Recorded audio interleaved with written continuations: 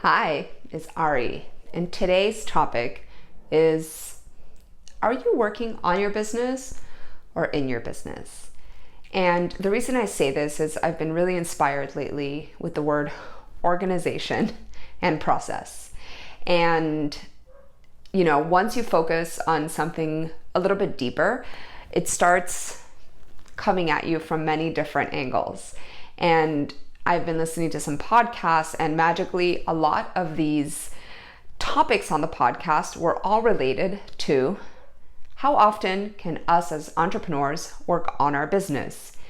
And I was like, well, what does that mean exactly? Especially for us who are holistic entrepreneurs, yoga teachers, service providers. Well, we're constantly working in our business, right? We're delivering the services, we're helping our clients, we're showing up for them, to heal them, to help them. And well, what does then that mean working on the business? Well, we're going to go over 5 short and easy things that you can do. And these are things that I go over in my 7-day challenge, which you'll see the link for below. But regardless, let's go over some top 5 ways that you can work on your business while still participating in your business. And one of my goals with my coaching, with everything that I do, is to change our mindset or give possibilities to our mindset that at some point we're going to be owners and not necessarily operators. And this has been a big aha for me, that working with my coach helped me and all the other mentors that I invest in to make sure that the growth feels good for myself and that it resonates also with my clients. And so hope that this also works for you. So first way of working on your business is assess. I'm a big fan of the words assess and align. And why? If the way that you're delivering your services is already, on point, whether let's say you're a massage therapist, you're a Reiki practitioner, like I said, a yoga teacher, you're probably doing that really well. Now, what are the other parts that might need a little love? Your branding, your marketing, your sales, your operations, and potential new revenue streams. Okay, so this is more like creation part. Now, branding. I love branding. I've been in the graphic design photography world for 20 plus years now, and a brand doesn't have to be complicated. It also doesn't have to be expensive. And you guys can always check out all my online courses where I make things really easy for you. But at least I want you to think, what's the mood that I want to deliver? And how does that start reflecting externally beyond me, right? Brand is going to encompass your website. Maybe, you don't have a website.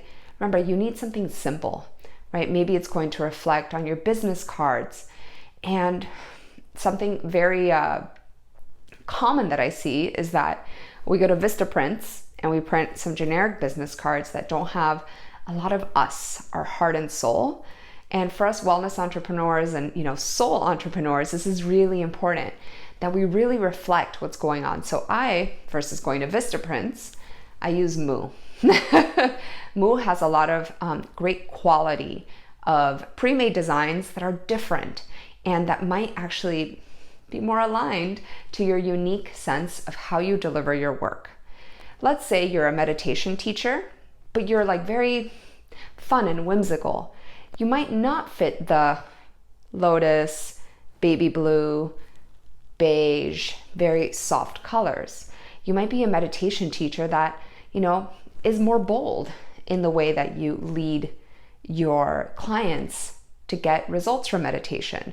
So I want you to create some, adjectives, some descriptions about you, how you deliver your services, and then translate that into some colors, into some, images. So create a little brand board for yourself and then step into this place of branding.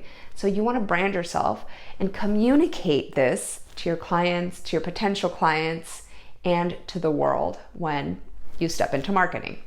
Okay, so that's one way to work on your business. Branding, check. And like I said, I go much deeper into all this, into my online courses and my coaching, but at least this is a good place for you to start. Number 2, marketing. How are you showing up? And marketing doesn't necessarily mean Instagram, Facebook. It also means showing up in person.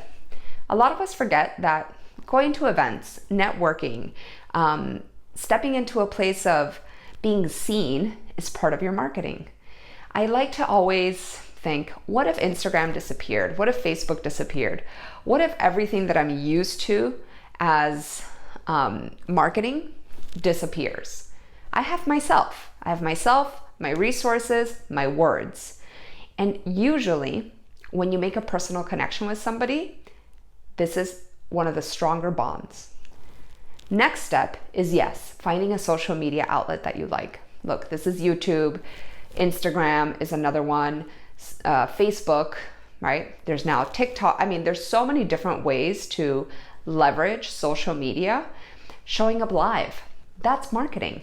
So what are you going to commit to doing that's aligned to your branding, to your new concept of who you are, of what you want to represent, how this matches in the way you're doing your marketing, your newsletters, your videos, your showing up and shaking hands and exchanging flyers or business cards, right?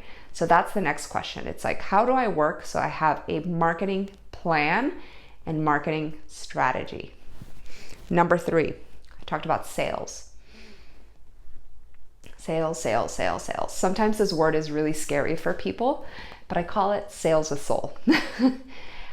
I, without knowing it, have been in the world of sales for 15 plus years as a yoga teacher, as a health coach, and as a doTERRA wellness advocate. Obviously now as a business coach, I do sales as well. So sales is basically the moment where you offer your service, where you tell people what you do and then you invite them to book an appointment with you. That's a sale. Now, you have a training, you have a retreat, you have a product that you sell, right? You want to have a sales process. And the word process, I'm going to do a little segue here, is going to take you into also understanding how you work on your business and in your business. And you can create operation manuals, like this is how my marketing goes, this is what gets done, this is the process that this happens. And the more that you start documenting everything, then the easier it is for scaling, okay, for growth. And I remember when I had my yoga studio, one of the best things I could have done was create an operations manual, because that way I released myself from always having to explain things or doing things myself to my staff. So I want you to imagine now stepping into owner phase. Can you hand something to somebody and say, this is how it works, and they just run with it?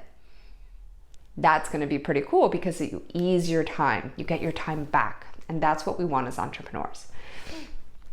So like I was saying, sales. Have a sales process.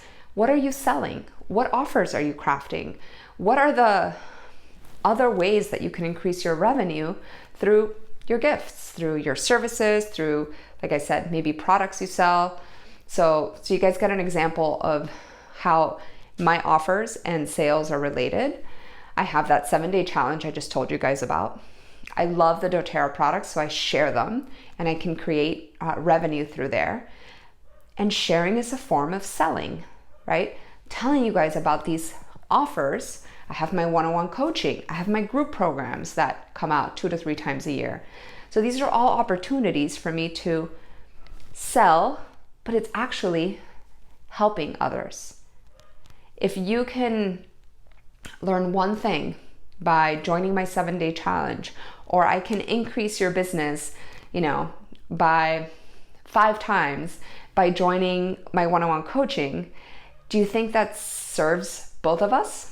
Totally. So to me, sales is actually something very exciting and something I love to teach about, because we think sometimes like, oh, you're trying to sell me something I don't want. Well, what if we shift our mind state to, I'm selling something that's going to improve the world and that they actually kind of need, right? Because sometimes doing things on your own is kind of challenging and sometimes a little hard. So if I can make your life easier, and to me a sale is, it's a win-win. If I can make your life healthier with doTERRA, boom, win-win, okay? So that was sales.